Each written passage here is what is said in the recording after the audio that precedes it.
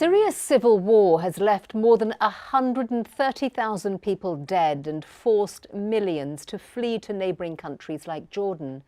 In the midst of this catastrophe, meet one extraordinary woman who remains focused on her work, changing lives for the better.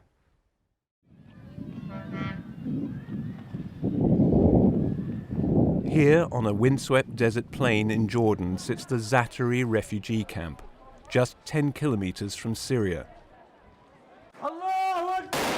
Across the border, people are dying every day in a brutal civil war. Millions have lost their homes. 80,000 Syrians have found shelter here amid the dust and grime. And many have come to rely on an extraordinary woman they call Mama Munira. When they ask for me, where is Mama Munira? I am so happy, I run. What do you want? Munira Shaban is Jordan's most famous nurse midwife. She advocates for family planning, dispenses birth control, and counsels pregnant women.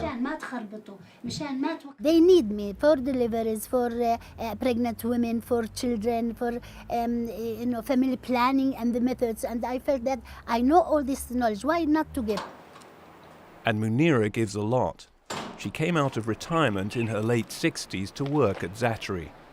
Each morning she leaves her home at dawn for the 90-minute commute. Munira, I think she's a wonderful lady. She's a very positive person. Muna Idris of the UN Population Fund, or UNFPA, hired Munira to work with Syrian refugees. She's doing a very tough job and supporting in a very challenging situation. Munira is supporting patients like Nasriya Maslamani, who's pregnant with her first child. Nasriya lives with her husband Ziad and her mother in a two-room tent. Fearing for their lives, they fled Syria in 2012, leaving brothers and sisters behind. They're worried about raising their son in the camp's unsanitary conditions. المخيم هذا فيه أمراض كثيرة. يعني هون الأجواء صعبة، الغبرة، الجو بارد، مو مثل عندنا. بتظل إمكانيات ضعيفة عن حياتنا أول عن سوريا. خاف علين أول شغلة من الفيران اللي بالخيمة يصيبوا مرض. أتمنى يعني الواحد يرجع على بلده ويربي يعني ابنه. Nasriya visits Munira about once a week for advice. I discovered that she doesn't know about her blood grouping. Also, I told her not to visit any sick person here in the camps. Opened in the summer of 2012, Zaatari now resembles a small town, with trailers replacing some of the tents, satellite dishes, and shops set up by refugees to sell produce and household goods. But this commerce can be a source of conflict.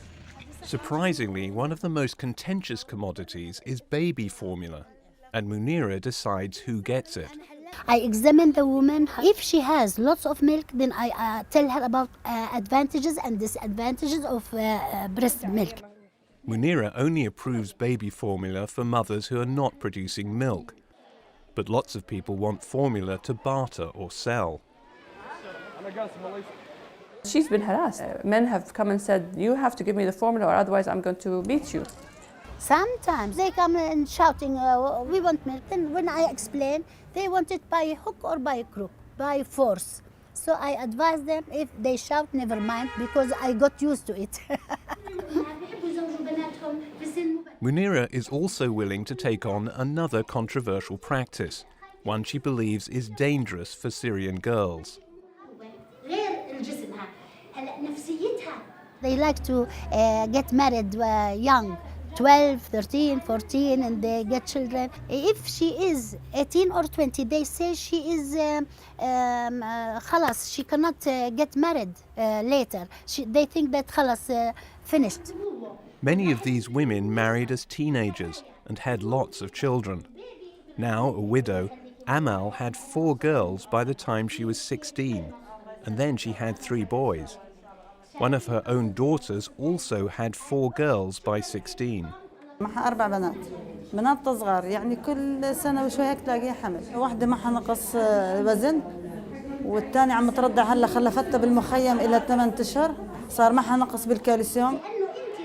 Munira says that most of these women now agree that their daughters should wait until 18 before they marry. And they say yes, because she will not finish her school. She cannot read and write. How can she help her children to learn and to read and to send to the school? For all her warmth and knowledge, Munira's strength has been tested throughout her life. When she was only 15, she had to fight to study nursing when her uncle was dead set against it. He spit on my father. He said, "What, you want to send your daughter to be a nurse, to work in hospitals?" Before a long time, people, they don't like their daughters to learn nursing. But Munira prevailed and has never stopped learning. After becoming a nurse, she learnt to deliver babies and studied family planning at a time when that too was controversial. Many people against it. Even I remember in the clinic, I was talking with a woman and she asked the doctor, "I want to have a space between my child and the other child."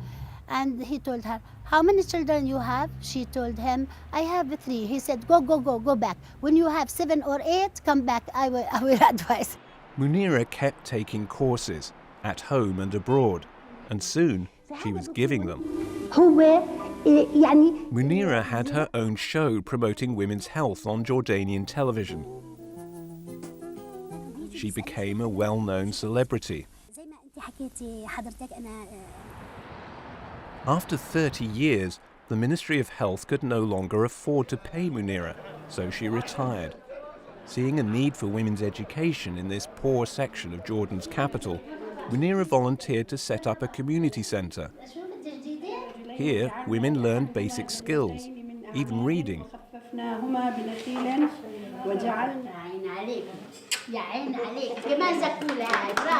Munira still helps out here, even though she has a full-time job in Zaatari. Munira lives for her successes in the camp, and they are many. I am so happy that now, although I see lots of children there, lots of pregnancies there, but it's going on. Family planning is working very well there.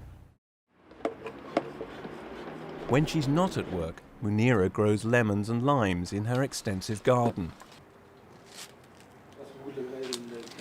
She lives alone. Her brother is one of her few surviving relatives. Munira's living room is lined with awards and honours she's received. But it's also a shrine to her 2 daughters, who died tragically young of a rare genetic disorder. The eldest died at 11 years and the youngest died at 9 years. And I aborted twice male. God bless them. They are angels in the God. As she's done her whole life, Munira finds solace in helping women and children stay healthy. Sometimes when I go there, I feel so happy. I don't feel that I'm tired from the going and coming. I love my work. I don't feel that these people different than us. I think they are good women. They want to go home.